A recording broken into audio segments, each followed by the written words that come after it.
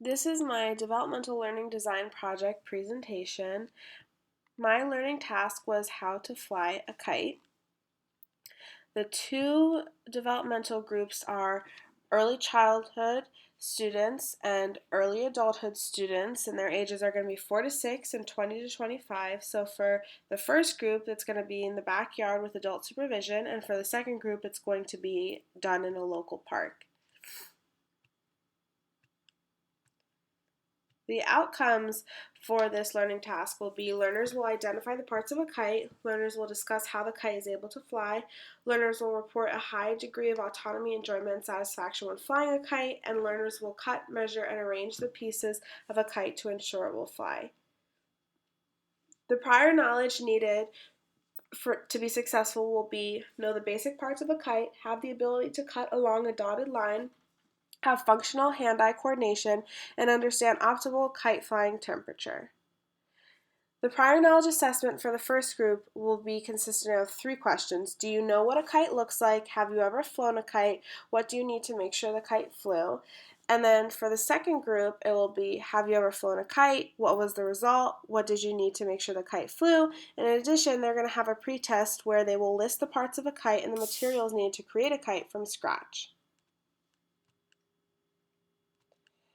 The activities and assessments for the early childhood learners will be for activity 1, the teacher will show a model, ask the students to identify what parts of a kite they know, and go over the parts of a kite and their functions. And then the teacher will ask the students each a question, and if the students don't know, then they will be in a reteaching group. And then to answer the question, the student will verbally recite their answer, walk up to the board, and point to the kite part that they were assigned, and then say what the function is.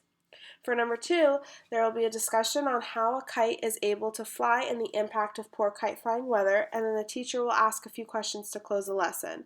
So there will be a verbal exit ticket to assess, and the students must answer the questions before they leave the classroom, and if they don't answer the questions correctly, then they'll be paired up with someone who did, and that student will explain what the student didn't know.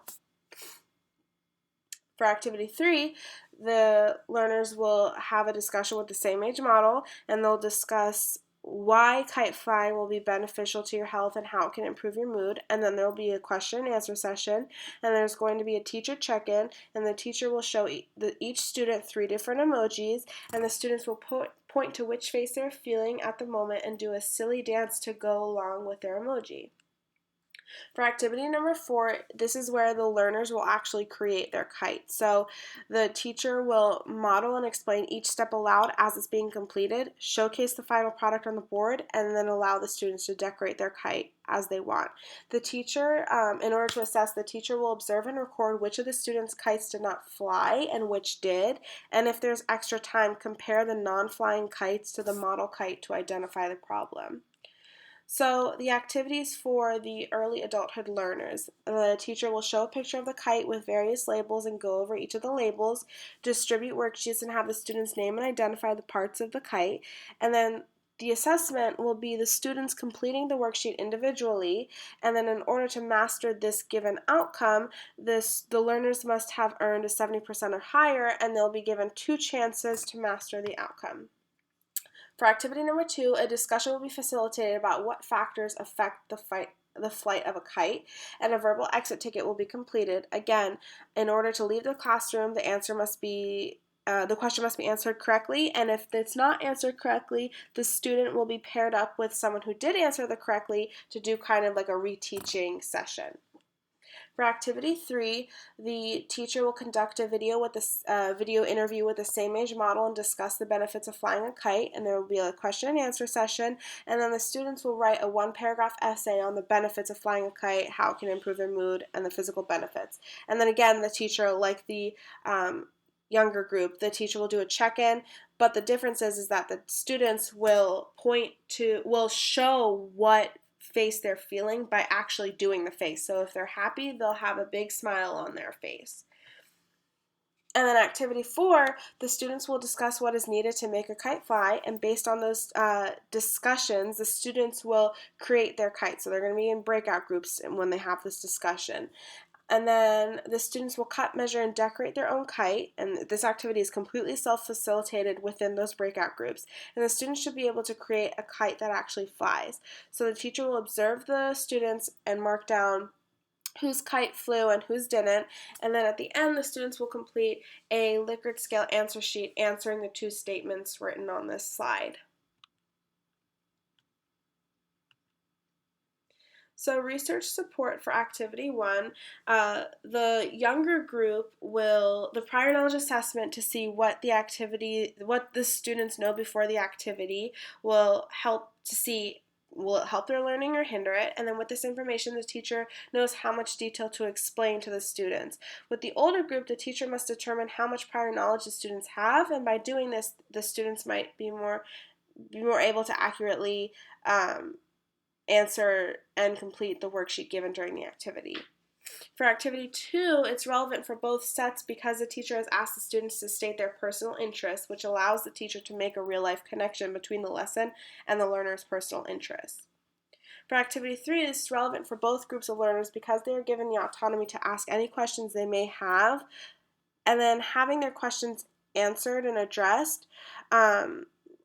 So they'll be able to hear examples about how kite flying can improve their mood and health from the life experiences of the same age model.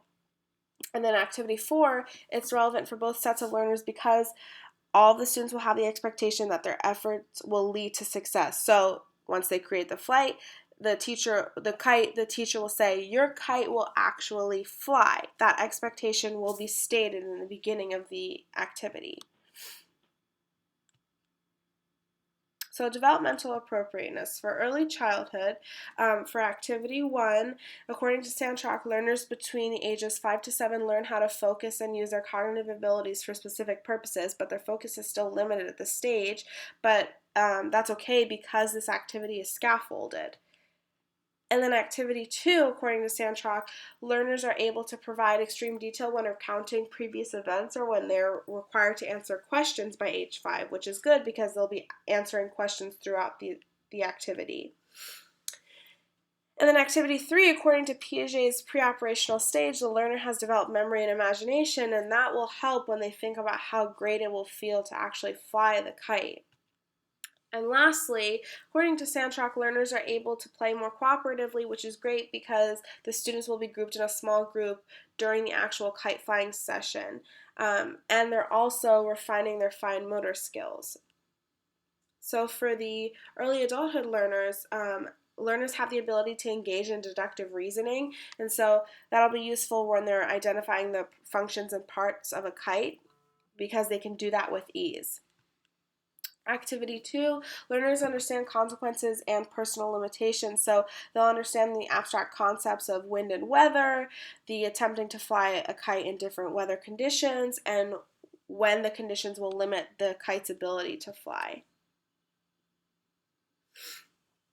So according to Sandrock, young adults are keen on meeting new people and establishing a solid group of friends, and this will be useful for when they are working with the same age model because they will more likely listen to someone who is their age, and also they have more logical and abstract thinking so they can understand why this task will help them improve their mood and so on. And lastly, students have the opportunity to test their decision-making skills when they're actually creating the kite because they will be responsible for coming up with the steps and the materials and all of that stuff on their own. So the analysis of learning activities, the similarities for the 2 groups during activity 1, well, they'll be asked to identify the same parts. In activity 2, they will have a general discussion and the procedures for flying a kite, and they'll be expected to answer a series of questions. For activity 3, both groups will listen to an experienced same-age model and discuss the same topics. In activity 4, each learner will be creating their own kites from scratch. And the differences for activity 1, the first group will discuss verbally as a class. The second group will write their answers. The questions asked for activity 2 are going to be worded differently